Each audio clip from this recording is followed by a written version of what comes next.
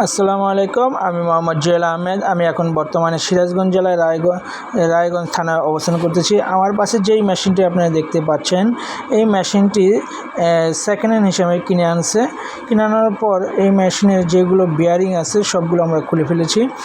আপনারা দেখতে পাচ্ছেন এই বিয়ারিংগুলো অত্যন্ত ময়লা আবর্জনায় ভরে গেছে, যে কারণে এই মেশিনটি বিভিন্ন ধরনের প্রবলেম দিচ্ছে।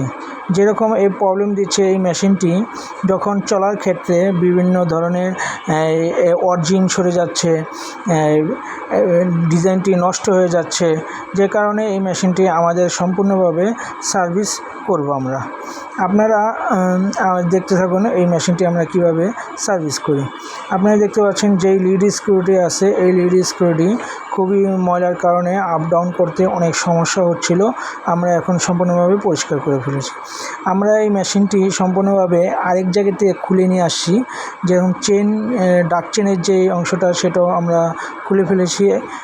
আমরা সম্পূর্ণভাবে এই মেশিনটি এখন সার্ভিস করব ইনশাল্লাহ আমাদের পাশে।